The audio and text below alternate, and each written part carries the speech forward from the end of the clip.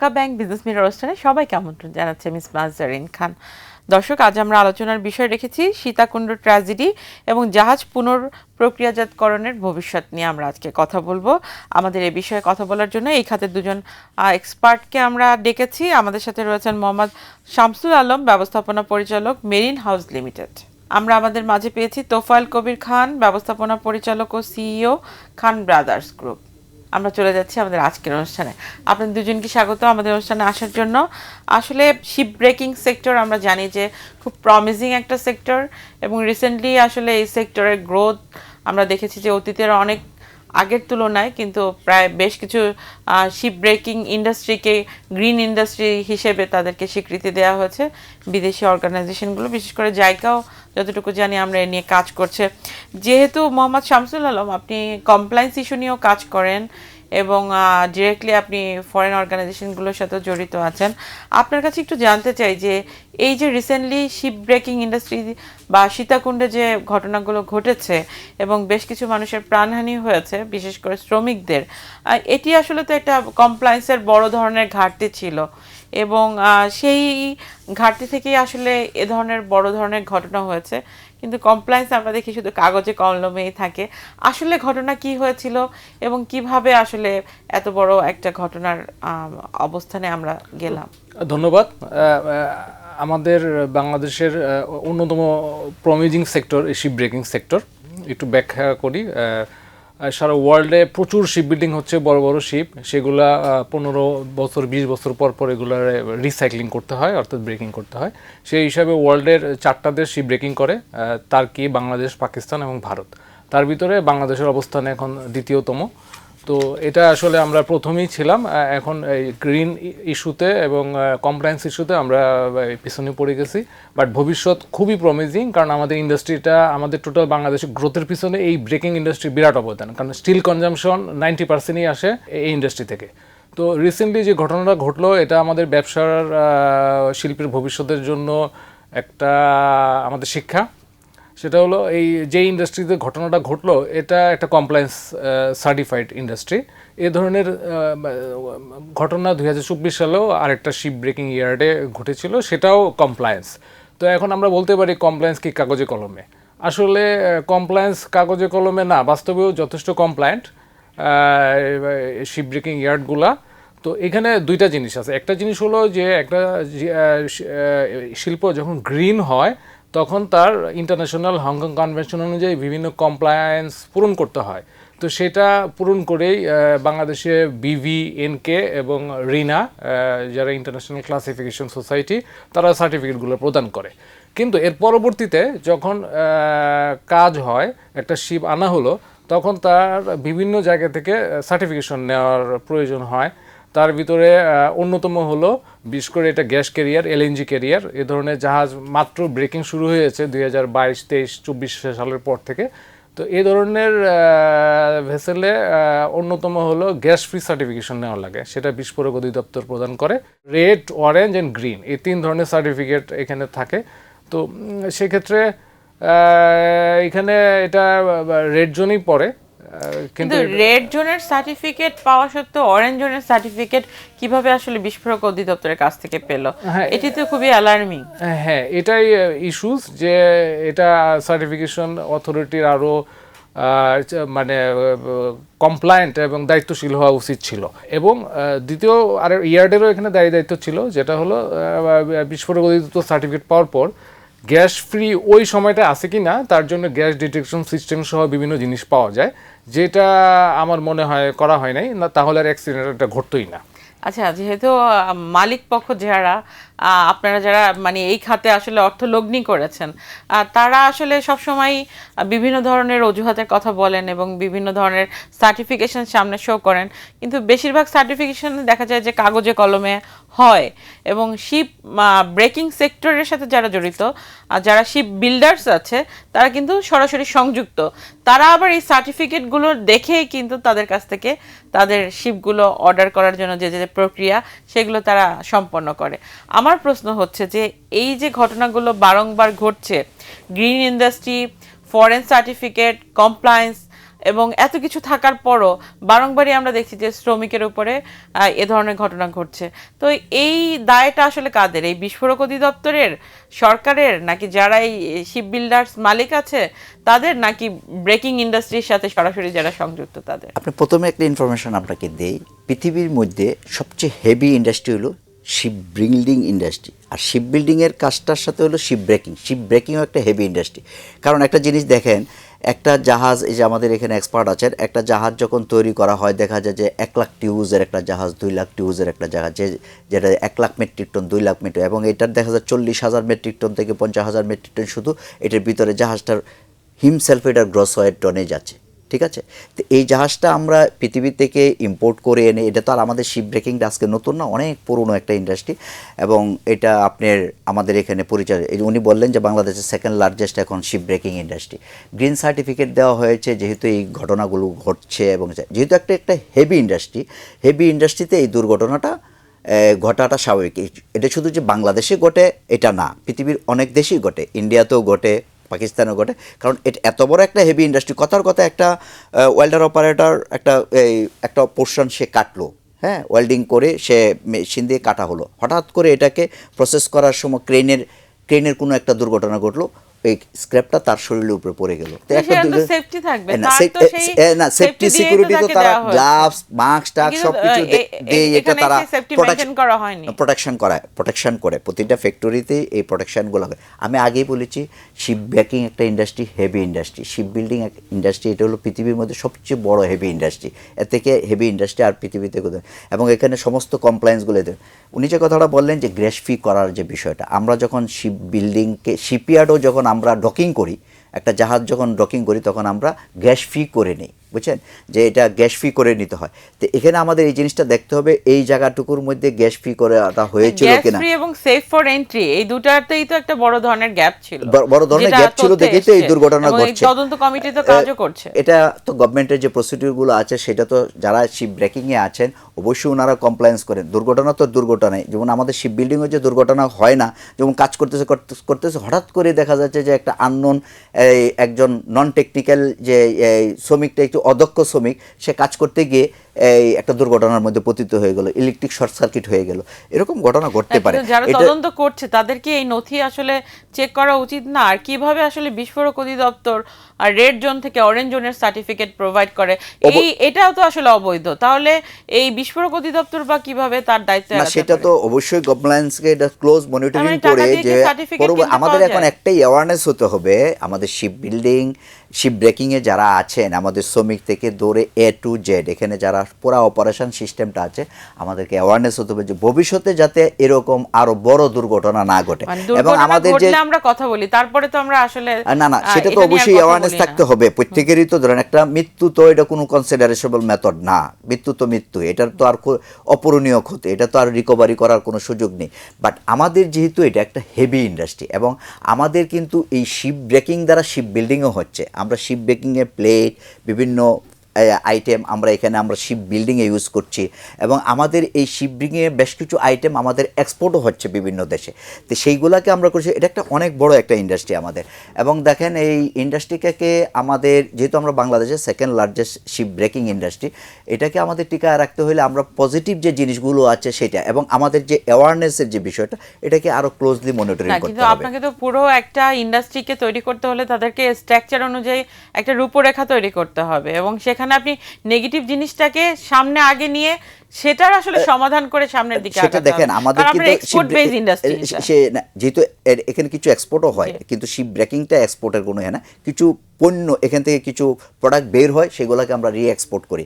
এখানে যেটা হলো, যেমন আমাদের শিল্প মন্ত্রণালয় একটা শিপ প্রসেসিং একটা পূর্ণ প্রক্রিয়াকরণের জন্য একটা কমিটি গঠন করে, একটা বোর্ড করা হয়েছে। কিন্তু আপনারা এই ব্রেকিং থেকে সমস্ত যন্ত্রপাতি জিনিসপত্র নিয়ে আপনি যে শিপ বিল্ডিং এর যে শিপটা বানাচ্ছেন, এই জিনিসগুলোই তো আপনি আপনার ইসে ইউজ করছেন, ব্যবহার করছেন। না, আমরা সমস্ত প্রোডাক্টগুলো ইম্পোর্ট করছি না। ধরেন আমাদের এখানে দেখা হয় যেমন কিছু প্লেট থাকে ইনসাইডের যে শিপ বিল্ডিংয়ের যে শিপ ব্রেকিংয়ের কিছু প্লেট থাকে, এই প্লেটগুলো আমাদের খুব কোয়ালিটি খুবই ভালো থাকে এবং এগুলো যেহেতু এই জাপান তৈরি করছে, কোরিয়া তৈরি করছে, চায়না তৈরি করছে, ওয়ার্ল্ডের অন্যান্য দেশ থেকে তৈরি করছে, আমরা মনে করি যে এই প্রোডাক্টটা যেটা আমরা শিপ ব্রেকিংয়ের যে আমরা প্রোডাক্টগুলো আমাদের যে নিজস্ব জাহাজ পুরোটা কিন্তু আমরা লাগাই না। ইঞ্জিন তো আর শিপ ব্রেকিংয়ে ইঞ্জিন তো আর আমরা লাগানো হয় না, ইঞ্জিন তো আমরা নতুন আনতেছি, প্রোফেলার আমরা নিয়ে আসতেছি, আরও অন্যান্য যে জিপিএস টিপিএস সবগুলো আনতেছি।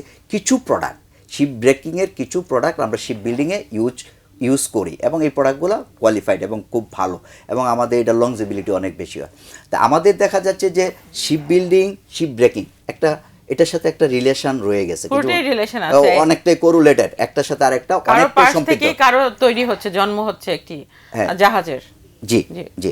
এবং আমরা যেটা মনে করি যে এই শিপ ব্রেকিংটাকে আমরা আরও, যেমন এই দুর্ঘটনা ঘটা পড়েছে, অনেক লোকই তো আর জানে না যে বাংলাদেশে এত বড় একটা ইন্ডাস্ট্রি এখানে পরিচালিত হচ্ছে। আমাদের জানা মতো এখন 42টা শিপ ব্রেকিং ইয়ার্ড রয়ে গেছে আমাদের সীতাকুণ্ডের ওই অঞ্চলটা থেকে। মাঝে কিছু ইয়ার্ড আমাদের বন্ধ হয়ে গেছে অর্থনৈতিক এবং বিদেশ থেকে জাহাজ। আর এই যে আমাদের যে ভাই একটা কথা বলেন যে আমাদের 25 বছর পুরো পর কিন্তু একটা জাহাজে আইএমওর কনভেনশন অনুযায়ী এবং মেরিটাইমে যে আছে 25 বছর পরে কিন্তু জাহাজটাকে শিপ ব্রেকিংয়ে দেওয়া দিতে হয়। এই 25 বছরের পরে কিন্তু সার্টিফিকেশান অথবা যে আইএক্সের যে মেম্বারগুলো আছে বিভিন্ন ক্লাসিফিকেশন, দেখা যাচ্ছে যে এই জাহাজটা অপারেশন করতে গিয়ে ওনাররা খুব বেশি এটা থেকে তখন তারা 25 বছর পরে জাহাজটাকে ফেজ আউট করে ফেলে, আবার নতুন জাহাজ তৈরি করে। এটা হলো পৃথিবীর পুরো সিস্টেমটা। তা আমরা মনে করি যে ভবিষ্যতে যাতে এই ঘটনাটা আর না ঘটে এবং আমাদের এই অ্যাওয়ারনেসটাকে আরও সুন্দরভাবে করতে হবে। আমাদের যারা মালিক পক্ষ আছেন ওনাদের এটা, এবং মালিকের পরে যে যারা অপারেশনে যে লোকগুলো আছেন সিনিয়র পজিশন আছেন, তারা এই সেফটি সিকিউরিটি, যেমন আপনি মনে করেন একজন সুপারভাইজার, তাকেও এই কনসার্ন করা উচিত, প্রতিদিন তাকে একটা এই অ্যাওয়ারনেস করা উচিত যে তোমরা এখন এই জায়গায় যাচ্ছ, তোমরা এখন জাহাজটা কাটবা, এই প্রসিডিউরে কাটবা, এই অ্যাঙ্গেলে কাটবা। তখন দেখা যায় এটা তো কাটা পুরো জাহাজ, শিপ ব্রেকিং হলো পুরো জাহাজটাকে কেটে একটা অনেক বড় জাহাজ 1 লক্ষ মেট্রিক টনের জাহাজ আমরা 40 দিনে কেটে ফেলতেছি। হয়তো 1 লক্ষ মেট্রিক টনের একটা জাহাজ আমরা প্রোডাকশন করতে লাগছে 2 বছর, হ্যাঁ, অথবা আমরা দেখা যায় 60 ডেজের ভিতরে 1 লক্ষ মেট্রিক টন, 2 লক্ষ মেট্রিক টন, 40,000 মেট্রিক টন যেছে। এবং আমাদের বাংলাদেশে কিন্তু সব রকমের জাহাজ ইম্পোর্ট হচ্ছে শিপ ব্রেকিংয়ে। আপনি এলএনজি থেকে দৌড়ে, অয়েল ট্যাঙ্কার থেকে দৌড়ে, কার্গো ভেসেল থেকে দৌড়ে, কন্টেনার ভেসেল থেকে দৌড়ে, যতগুলো ভেসেল সারা পৃথিবীতে পরিচালনা সবগুলো ভেসেলই কিন্তু বাংলাদেশে ইম্পোর্ট হয়ে আসে, এসে আমাদের এখানে শিপ ব্রেকিং হচ্ছে। এবং আমাদের ইকোনমিতে একটা বিশাল সাপোর্ট হলো আমাদের শিপ ব্রেকিং। জি, আমার আরো প্রশ্ন আছে, আমি একটু বিরতিতে যাই, বিরতির পর আবারও ফিরছি। দর্শক, আমরা একটু বিরতিতে যাচ্ছি, বিরতির পর আবারও ফিরছি ঢাকা ব্যাংক বিজনেস মিরর অনুষ্ঠান। বিরতির পর আবারও আমন্ত্রণ জানাচ্ছি ঢাকা ব্যাংক বিজনেস মিরর অনুষ্ঠানে, যেটি আসলে যেহেতু সে মালিক পক্ষের পক্ষ থেকে বলছে, অবশ্যই তাকে তার জায়গা থেকে বলতে হবে। কিন্তু আমি আপনার কাছে জানতে চাই যে এই ইন্ডাস্ট্রিটা গ্রোয়িং ইন্ডাস্ট্রি, হেভি ইন্ডাস্ট্রি, এবং এটার অবশ্যই স্ট্রাকচার বেসড ম্যানুফ্যাকচারিং প্রসিডিওর থাকতে হবে। এবং রিসাইকেল যেটি করা হচ্ছে সেখানে যে গ্রিন জোন যেখানে আপনার সার্টিফিকেশন করা হলো, সেখানেও কমপ্লায়েন্সের প্রত্যেকটি ধাপ যাতে সঠিকভাবে আসে এবং যেই সার্টিফিকেটগুলো যাতে কোনোভাবে টাকা দিয়ে কেউ কিনতে না পারে। একটা বিস্ফোরক অধিদপ্তরের একটা রেড জোনের সার্টিফিকেট অরেঞ্জ জোন কিভাবে পেয়ে গেল, এটি তো একটা অ্যালার্মিং ভবিষ্যতের জন্য। তার মানে আরও অনেক সার্টিফিকেট চাইলে এভাবে নেওয়া যায়, যেটি আসলে তদন্তে বেড়ে আসবে। এবং যে তদন্ত কমিটিটা করেছে সেখানে আসলে gas free, safe for entry certificate এবং অনেক কিছু নিয়েই তারা কাজ করছে যতটুকু আমরা জানলাম। আপনার কাছে একটু জানতে চাই যে ভবিষ্যতের নিরাপত্তায় এই কমপ্লায়েন্স ইস্যু এবং পাশাপাশি শ্রমিক নিরাপত্তার জন্য আসলে করণীয় কি, মালিক পক্ষ কি করতে পারে এবং শ্রমিক পক্ষকে অ্যাওয়ারনেস করার জন্য কি যারা যে ধরনের সংস্থাগুলো কাজ করছে, যেমন জাইকা আপনাদের সাথে কাজ করছে আমি জানতে পারলাম, তাদের কি করণীয় রয়েছে? আসলে মালিক পক্ষ এখানে তারা আসলে বিজনেস করতে চায়, তারা বিজনেস করতে চায়, ব্যবসা করতে চায়। এই যে প্রবলেমগুলো বাংলাদেশে হয় এগুলো বেশিরভাগ ক্ষেত্রেই জ্ঞানের অভাবে, অর্থাৎ এই কমপ্লায়েন্স বা এই সেফটি, এটা কিন্তু অনেক টাকা পয়সার ইনভলভমেন্টের ব্যাপার নাই, এটা শুধু জ্ঞানের অভাব। তো আমাদের মালিক পক্ষের এই জ্ঞানের অভাব যথেষ্ট রয়েছে, যার কারণে তারা সামনে আগাতে পারতেছে না। 42টা স্ক্র্যাপ ইয়ার্ড থাকা সত্ত্বেও মাত্র 7টা মাত্র গ্রিনে প্রবেশ করেছে। তো এখানে সার্টিফিকেশনের ব্যাপার বিস্ফোরক অধিদপ্তর তারা সার্টিফিকেশন দিয়ে থাকে, বিশেষ করে গ্যাস ফ্রি সার্টিফিকেট। তো তাদেরও আসলে জাহাজ সম্বন্ধে অভিজ্ঞতা সাধারণত অনেক কম থাকে। তো এই জন্য জাইকা একটা রিকমেন্ড করেছে শিপ ব্রেকিং যে বোর্ড আছে বোর্ডকে, যে প্রতিটা শিপের কাটার আগে কাটিং প্ল্যান করতে হবে। কাটিং প্ল্যান করে সেটা অ্যাপ্রুভাল নিতে হবে, এবং অ্যাপ্রুভাল নেওয়ার পরে জাহাজটা কাটতে পারে। তো সেটা বাংলাদেশ শিল্প মন্ত্রণালয় এখনো বাস্তবায়ন করে নাই। তারা 2-3টা ফার্ম এনলিস্টেড করবে যারা টেকনিক্যালি কোয়ালিফাইড, এবং সেটা বিদেশিরাও হতে পারে। তো সেটা এখনো বাস্তবায়ন হয় না। এটা বাস্তবায়ন হলে কাটিং প্ল্যানটা যখন অ্যাপ্রুভাল হবে, তখন এই ভেসেলটা কিভাবে কাটবে সেটা কিন্তু টেকনিক্যাল লোকজন বলে দিবে, এবং তার আগে যে প্রিকশনগুলো নেওয়া দরকার সেগুলো ওখানে থাকবে। তো এই জিনিসগুলো খুব দ্রুত বাস্তবায়ন করা উচিত। তারপর মালিক পক্ষের আসলে জ্ঞান বাড়াতে হবে, তাদের ম্যানেজমেন্ট যারা থাকে তাদের সেফটি ট্রেনিং এর ব্যবস্থা করতে হবে। আন্তর্জাতিক মানের প্রশিক্ষণ দেওয়ার জন্য তো আন্তর্জাতিক মানের প্রশিক্ষকও তৈরি হতে হবে। সেই ধরনের টিওটি করার জন্য কি মানে আন্তর্জাতিক সংস্থা যাদের আছে তাদের সাথে কি এখন মালিক পক্ষের কি আরো কাজ করা দরকার? কারণ তাদেরও তো আর্থিক সহায়তা দরকার। না, সেক্ষেত্রে জাইকা তো এখনই কাজ করতেছে। ওনারা যদি এগিয়ে আসেন তাহলে জাইকাও সামনে আগাবে, এবং তারা এবং আসলে এই ট্রেনিংয়ের ব্যাপারে বা সেফটির ব্যাপারে ফান্ডের মনে হয় অভাব হবে না যদি মালিক পক্ষ চায়। এই যে মালিক শ্রমিক সম্পর্ক এবং শ্রমিকের জীবন এবং অর্থনীতির যে একটা সমন্বয়, এটি কিভাবে আসলে মালিক যারা রয়েছেন তারা আসলে খুব ভালোভাবে সমন্বয় করতে পারে? এটা তো অবশ্যই একটা সমন্বয়ের ব্যাপার। দেখেন, এমনও কিছু ইয়ার্ড আছে, যেমন একজন শ্রমিক 20 বছর 30 বছর 25 বছর যাবৎ একটা ইয়ার্ডে কাজ করতেছে, তাই সে মালিকের প্রতি আনুগত্য দেখে এবং মালিককে ভালোবেসে, এবং মালিকও ওই শ্রমিককে ট্রাস্ট করে দেখি তো পারস্পরিক সম্পর্কের ভিত্তিতে তো এই কাজটা হচ্ছে। এটা যেহেতু আমাদের একটা হেভি ইন্ডাস্ট্রি, আমাদের একটা বিশাল ইকোনমিতে একটা কন্ট্রিবিউশনে আমাদের যে টোটাল ডেভেলপ যেটা হচ্ছে, আমাদের ধরেন ইনফ্রাস্ট্রাকচার যে বাংলাদেশের যা ডেভেলপ হচ্ছে, এটা 80% আমাদের এই শিপ ব্রেকিং ইয়ার্ড থেকে যে স্ক্র্যাপগুলো কালেকশন হয় এটার মাধ্যমে দিয়ে আমাদের রিরুলিং মিলগুলো বড় বড় যে আমাদের ইন্ডাস্ট্রিগুলো আছে এটা পরিচালনা হচ্ছে। সাথে কিছু এক্সপোর্টও হচ্ছে, আমাদের শিপ বিল্ডিংয়েও আমাদের কাজে লাগতেছে। যাই হোক, আমরা এটা যে পজিটিভভাবে চিন্তা করব যে এটা একটা অ্যাওয়ারনেসের বিশালভাবে দরকার, যে এবং মালিক পক্ষ, যে একজন মালিক তো আর সব কিছু জানে না একটা জাহাজ সম্বন্ধে। উনি যে কথাটা বললেন যে আমাদের কিভাবে এটাকে আমরা সেফটি সিকিউরিটি মেজার করে, যে মাস্টার প্ল্যান করে জাহাজটা কোন অংশটা কখন কাটবো, কোনটা কাটলে কোনটা বেটার হবে, এটা একটা যে প্ল্যান ওয়াইজ হবে। বিস্ফোরকের লোকজনরা কিন্তু ওরা জাহাজ সম্বন্ধে কিছু, আমরা যতটুকু জানি উনি যতটুকু জানে, ওনারা কিন্তু এটা নেই। আমি যেভাবে বলবো যে ভাই এটা আমাকে এইভাবে সার্টিফিকেট দেন, ওনারা এটাই দিয়ে দেবে। সেটার জন্য আমাদেরকে যে ইন্টারন্যাশনাল আইএমও অনুযায়ী যে আমাদের যে ট্রেনিং করার ব্যবস্থা করা আছে, হ্যাঁ, সেই ট্রেনিং একটু ব্যবস্থা করতে হবে বিভিন্ন দেশ থেকে, যে এটা কীভাবে করলে পরে বেটার হবে। অন্যান্য দেশের নলেজগুলো আমাদেরকে এখানে নিয়ে এসে তারপর আমাদের এই কাজগুলো করলে আমাদের ভবিষ্যতে দেখা যাচ্ছে এই দুর্ঘটনাটা হওয়ার সম্ভাবনা। আমরা তো চাই, আমি একজন মালিক হিসেবে যে আমার একটা শ্রমিক মরে যাক, এটা তো আমার জন্য একটা পেইন। আমরা তো ইচ্ছা করি তো আর চাই না, দুর্ঘটনা তো দুর্ঘটনা। তারপরও আমরা এটাকে সর্বোচ্চ সেফটি দিয়ে আমরা ভবিষ্যৎ পরিকল্পনা আগায় যেতে চাই। উনি একজন মালিক হিসেবে আসলে যেটি বললেন, সেখানে উনি নলেজ গ্যাপ তৈরি করেছেন, স্কিল গ্যাপের কথা বললেন, ফাইন্যান্সিয়াল গ্যাপ আছে, এবং পাশাপাশি যেটি বললেন সেটি হচ্ছে অ্যাক্সেস টু ইনফরমেশন না থাকা, যার কারণে হচ্ছে কি তারা মিডলম্যান যিনি ছিলেন তিনি সঠিক ইনফরমেশন না দেওয়ার কারণে উনি তথ্যটা জানতে পারলেন না। তাহলে প্রযুক্তি বা এআই তো এখন আমাদের অনেক কিছু সহজ করে দিয়েছে, এবং সেখানে আমরা যদি এই প্রযুক্তির ব্যবহার নিতে পারি, এবং একটা জাহাজ যখন বাইরে থেকে আসে এবং সেটি যখন আমরা ফ্রি করতে চাই, তার আগেই যদি আমরা এআই দিয়ে সমস্তটা পর্যবেক্ষণ করে আমরা জানতে পারি যে কোথায় কি প্রবলেম আছে, এবং সেটি যদি প্রযুক্তির মাধ্যমে করা সম্ভব, সেখানে তো অনেকটাই আমার শ্রমিকদেরকে সেই পর্যন্ত যেতে হচ্ছে না। আমার রোবোটিক সিস্টেম, আমার অটোমেটিক সিস্টেম এবং আমার প্রযুক্তি সেটাকে কমপ্লায়েন্স করে দিচ্ছে, এবং আমার শ্রমিকদেরকে কিন্তু আমরা বাঁচাতে পারছি। এই প্রযুক্তিতে যেতে গেলে যা দরকার সেটি তো জায়গা আমাদেরকে করতে পারে, এবং তাদের যে আর্থিক সাপোর্ট দরকার সেটিও তো আমাদের আন্তর্জাতিক সংস্থাগুলো দিতে পারে। তার মানে একটা কিন্তু আমাদের লং টার্ম পলিসি দরকার সেক্টর ডেভেলপমেন্টে, এবং যেহেতু আমরা এই সেক্টর অলরেডি এক্সপোর্ট করছি, কি পরামর্শ রয়েছে আপনার? আমাদের এখানে টেকনোলজি অবশ্যই ইনভলভ করতে হবে। সারা উন্নত দেশে যেমন টার্কিতে শিপ ব্রেকিং হয় দুইভাবে, ড্রাই ডকিং সিস্টেমে, সেটা অনেক ইজি, সেফ এবং টেকনোলজি ড্রাইভেন। কারণ আমাদের দেশে ম্যান পাওয়ার আমরা বেশি ইনভলভ করি, ম্যান পাওয়ার চিপার দেখে, বাট আমাদের টেকনোলজিতে যেতে হবে, আদারওয়াইজ এই ওয়ার্ল্ডে আমরা মানে কম্পিটিটিভনেসে থাকতে পারবো না। আমাদের দেশে আমরা জাহাজ কিনি, আমাদেরকে যে মূল্য দেয় সেটাও অন্য দেশের তুলনায় বেশি দামে কিনতে হয়। বিগত আমরা টেকনোলজি অ্যাডপ্ট করতে পারি না, বা আমাদের সেফটি সিকিউরিটি বা কমপ্লায়েন্স আমাদের এখানে ঘাটতি আছে। তো এই ব্যাপারে বিদেশি সংস্থাগুলো অবশ্যই সাহায্য করতেছে, এবং আমরা চাইলে ট্রেনিং থেকে শুরু করে অন্যান্য ইস্যুতে আমরা তাদেরকে অবশ্যই সাহায্য পাবো। কিন্তু এখন তো আমরা দেখি যে অনেক প্রাইভেট সেক্টর এগিয়ে আসতে চাচ্ছে, পাবলিক প্রাইভেট পার্টনারশিপ, পাশাপাশি হচ্ছে গিয়ে ফরেন ফান্ড আমাদের আসতে চাচ্ছে, যারা হচ্ছে ইনভেস্টমেন্ট করতে চাচ্ছে আমাদের এই জোনগুলোতে।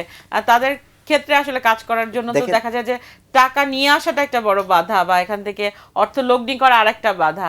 এই যে আসলে ফরেন ইনভেস্টমেন্ট বা ফরেন ইনভেস্টর নিয়ে এসে তাদের সাথে কাজ করা, এখানে চ্যালেঞ্জগুলো কি কি? এখানে অনেক আমাদের প্রতিকূলতা রয়ে গেছে, যেমন আমাদের কষ্ট ফান্ডের একটা বিশাল বিষয়, এবং বিদেশিদের কাছে কি মেসেজ যাচ্ছে সেটিও তো খুব হ্যাঁ, গুরুত্বপূর্ণ। এবং আমাদের এখানে তো আমি সবচেয়ে একটু বড় add কথা করবো। হলো যে আমাদের যে মেসেজগুলো যে বাংলাদেশে, যেমন এই যে একটা দুর্ঘটনা, এখন আমাদের আরেকটা মেসেজ হলো যে বাংলাদেশে এখন জ্বালানির একটা সমস্যা। তো এই বিজনেসগুলো যদি আমাদের এই নেগেটিভ মেসেজগুলো ফরেনে যায়, আমাদের গভর্নমেন্ট খুবই আন্তরিক যে ফরেন, এই যে কিছুদিন আগেও আমেরিকা থেকে 25 জন আসছে ইনভেস্টর বিভিন্ন সেক্টরে ইনভেস্ট করার জন্য, কিন্তু আমাদের এখন সবচেয়ে বড় ফার্স্ট প্রায়োরিটি সেক্টর হলো জ্বালানি সেক্টর। এটাকে আমাদের যদি আমরা প্রায়োরিটি দিতে পারি এবং এটাকে যদি আমরা সবচেয়ে গুরুত্ব দিয়ে এটাকে 1 নাম্বার সেক্টর হিসেবে প্রকাশ করি, ফরেন রেমিটেন্সে, ধরেন একটা দেশ উন্নয়নের জন্য শিল্প অবশ্যই দরকার। শিল্প ছাড়া পৃথিবীর কোনো দেশেই ডেভেলপ হতে পারে না, এবং পৃথিবীর 1 নাম্বার ভালো দেশ দেখা যাচ্ছে জিডিপি বেরিয়ে হতে শিপ বিল্ডিং, এটা হলো একটা সবচেয়ে বড় একটা ভূমিকা রাখে। আপনি জাপানের কথা বলেন, শিপ বিল্ডিংয়ে বিশাল ভূমিকা ছিল। কোরিয়ার কথা বলেন, শিপ বিল্ডিংয়ে। এখন চায়না যে তারা ডেভেলপ করতেছে শিপ বিল্ডিংয়ে, তাদের বিশাল একটা ভূমিকা আছে। শিপ বিল্ডিংটা হলো এমন একটা যে সারা পৃথিবীর 90% পণ্য পরিপূর্ণ হয় শিপ বিল্ডিং দিয়ে। আমরা আশা করি যে সব কিছু মিলে, অবশ্যই আশা তো রাখতেই হবে, সবকিছু মিলে আমাদের দেশটা যাতে এগিয়ে যায়, আমরা পজিটিভ সরকারের কাছে কোনো চাওয়া আছে? অবশ্যই সরকার এই যে এটাকে প্রক্রিয়াজাতকরণের প্রক্রিয়া শিল্প থেকে শুরু করে- মন্ত্রণালয়ের একটা বিশেষ ভূমিকা রাখতে হবে। আজকে থেকে যে শিপ বিল্ডিং, শিপ ব্রেকিং, এটাকে আমরা থার্ড সেক্টর হিসেবে অলরেডি করেছে তারা, এটাকে স্পেশালাইজড করে এই সেক্টরটাকে আরো কিভাবে ব্যাপকতা করা যায়। আমরা আশা করছি যে দীর্ঘমেয়াদী পরিকল্পনায় সেই সহযোগিতা আপনাদের সাথে থাকবে, এবং এই শিপ ব্রেকিং ইন্ডাস্ট্রি এবং শিপ বিল্ডিং ইন্ডাস্ট্রি যৌথভাবে যাতে তারা কাজ করে কমপ্লায়েন্স এবং মনিটরিং সিস্টেমকে কাজে লাগিয়ে শ্রমিকদের সেফটি সিকিউরিটি নিয়ে যাতে আপনারা কাজ করেন, এবং সরকার কাছে যে আপনারা সহযোগিতা চাইলেন আজকের বাংলা ভিশন অনুষ্ঠানের মাধ্যমে, আমরা আশা করছি তারা আপনাদের পাশেই আছে এবং এই সেক্টর ডেভেলপমেন্টে কাজ করবে। আপনাদের দুজনকে অসংখ্য ধন্যবাদ আমাদেরকে সময় দেওয়ার জন্য। ধন্যবাদ দর্শক, এই ছিল আজকের মতো ঢাকা ব্যাংক বিজনেস মিরর অনুষ্ঠান।